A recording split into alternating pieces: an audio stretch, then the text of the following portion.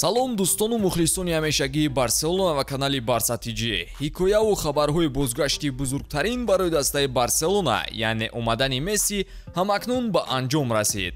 Рӯзҳои охир мо борҳо шоҳиди иваз шудани муносибат байни роҳбарияти Барселона ва намояндаи Месси мешудем ва дирӯз Лионел Месси дар интервюи худ ҳама ҳолатро шарҳ дод ва қарори ниҳоиро оиди ояндаи худ қабул кард. Месси акнун ба дастаи Интер Майами гузариш мекунад. Барселона ба Лионел Месси дар марҳилаи нави касбии худ барор орзу кард. Жоан Лапорта ва Хорхе Месси инчунин оиди ҳамкорӣ дар бобати он ки мухлисони Барселона ба футболбоз эҳтироми муносиб зоҳир кунанд мувофиқа карданд. имрӯз мо тарҷумаи интервюи Лионел Мессиро бари шумо пешкаш мекунем. Лутфан барои дастгирии канал лайк зери навор гузошта обуна шуданро фаромӯш насозед. Барои дастгириятон сипосгузорем.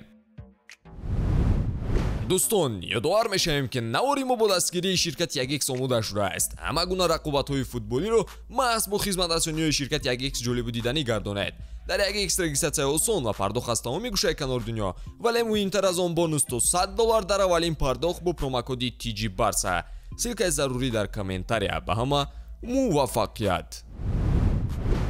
Ман бисёр мехостам ба Барселона баргардам, аммо аз тарафи дигар пас аз он ки ман он чизҳоеро ки аз сар гузаронидаам ва нигарон будам, намехостам ки дубора дар ҳамон вазъият бошам, яъне ба умеди дигарон шаваму надонам ки оянда чӣ мешавад. Ман мехостам сараввал дар бораи худ ва оилаам фикр карда қарори худро қабул кунам. гарчанде ки ман шунидам ки Ла Лига ҳама чизро қабул кардааст ва шароити бозгашти ман хуб аст, боз бисёр чизҳои дигаре буданд ки бояд ҳал мешуданд. Ман шунидам ки Барселона бояд якчанд бозингаронро фурӯшад ё маоши онҳоро кам кунанд ва рости гап ман намехостам ки сабаби ин корҳо шавам. маро аллакай ба бисёр чизҳо айбдор карданд ки дар карьераи ман дар Барселона рух надода буданд ва ман каме хаста шудам. намехостам боз ин ҳодисаҳоро аз сар гузаронам. 2 сол пешам Ла Лига иҷоза дода буд ки маро даста ва қайд гирад, аммо дар ниҳоят ин кор ба анҷом нарасид.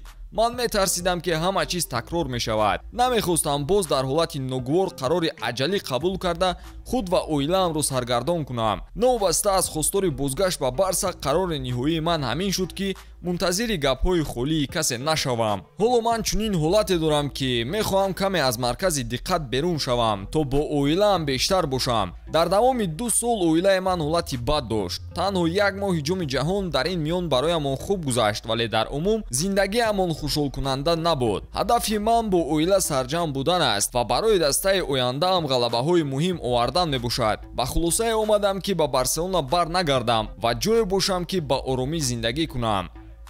Барселона мегӯяд ки ҳама чиз тақрибан 99% аз шумо вобастагӣ дошт ва хави қайд кард ки Барса нисбат ба дигарон пешсафтар аст. шумо инро чӣ гуна қабул мекунед? ман ба хабарҳои охир рӯй меовардам ва суханони хавиам. ҳарчанд Ла Лига иҷозаи нақшаи иқтисодиро дод, вале ҳоло боз корҳои зиёде анҷом надода боқӣ монда буд. тобистон тӯлонӣ аст ва намехостам ки он роҳи 2 сол пеш рафтаро дубора такрор кунам. ман тасмим гирифтам ки барвақттар оиди ояндаам ба хулосаи дақиқ ояму бо нақшаҳои аниқ ба пешҳаракат кунам. ин вариант бароям роҳаттар буд. Лапорта ва Хави бо шумо тамос гирифтанд ва оё дар тӯли ин раванд ягон гуфтушунид гузаронидед? дар асл ман бо президент Лапорта 1 ё 2 маротиба муошират кардам, аммо бо Хави аз даме ки ӯ ба даста омад бештар ва бисёр вақт муошират мекардам. мо инчунин дар бораи имкони бозгашти ман суҳбат кардем. бо ӯ ҳамеша мувофиқа мекардам ки оё дар ҳақиқат бозгашти ман зарурӣ аст ё будани ман ба даста кӯмак мекунад ё не. ман ҳамеша дар ҳама ҳолат бо Хави гуфтушунидҳо доштам. то куҷо тарафи иқтисодии масъала ба шумо аҳамият дорад? мегуфтанд ки шумо дар Барса ройгон ҳамбозӣ кардан мехоҳед. оё ин дуруст аст? ҳақиқат ин аст ки масъалаи иқтисодӣ ҳеҷ гоҳ барои ман мушкилӣ ё монеа набуд. мо ҳеҷ гоҳ ҳатто дар бораи шартнома суҳбат накардаем. пешниҳоди шифоҳӣ дода шуд, аммо он ҳеҷ гоҳ расмӣ набуд, зеро ҳанӯз чизе рух надода буду касе дақиқ намедонист ки чӣ мешавад. ният буд, аммо ҳеҷ чизро пеш бурда наметавонистем. ҳатто дар бораи пул расман суҳбат накардаем. агар сухан дар бораи пул мерафт, ман ба Арабистон ё ҷои дигаре мерафтам. ман ҳис мекардам ки ин пули зиёд аст, аммо дар асл қарори ман бо сабаби дигар буд, на ин ки пул. ба фикри шумо Барселона ҳама кӯшишашро барои гузариши шумо кард ё не? хуб, намедонам. ин савол барои онҳост. Рости гап ман намедонам ки онҳо ҳама кори аз дасташон меомадаро кардан ё не. ҳоло ба назар чунин мерасад ки даста аз Ла Лига иҷоза гирифтааст то трансферҳояшро амалӣ кунад. Аммо ман ба шумо мегӯям ки гап танҳо сари ин масъала набуд. бисёр чизҳо намерасиданд. Даста то ин вақт 100% тасдиқ кардан наметавонист ки ман метавонам баргардам ва ин фаҳмо аст, зеро Барса дар вазъияти душвор қарор дорад. ба фикри шумо оё нафароне дар Барса ҳастанд ки будани шуморо дар даста намехоҳанд? ман намедонам, аммо бешубҳа одамоне ҳастанд ки намехоҳанд ки ман баргардам, ҳамон тавре ки онҳо намехостанд ки ман бимонам. ман бисёр одамонро медонам ки хостори бозгашти ман буданд ва онҳо дар ҳама расонаҳо ин суханонро мегуфтанд.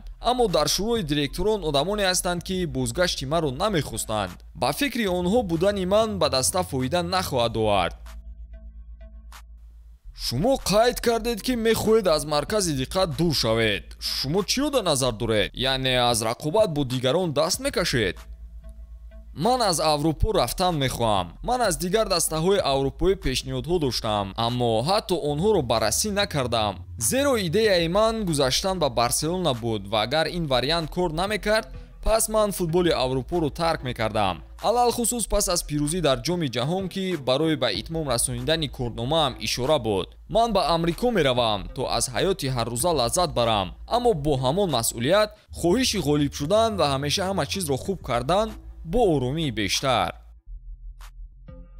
ана ҳамин тавр Месси баъди шоҳкориҳояш аврупоро тарк кард ва сӯи ҳаёти оромтар гузариш кард. ба ҳамин навори имрӯзаи мо ба анҷом мерасад ва ба ҳама хабару овозаҳои бозгашти Месси нуқтаи ниҳоиро мегузорад. то боздид дӯстон.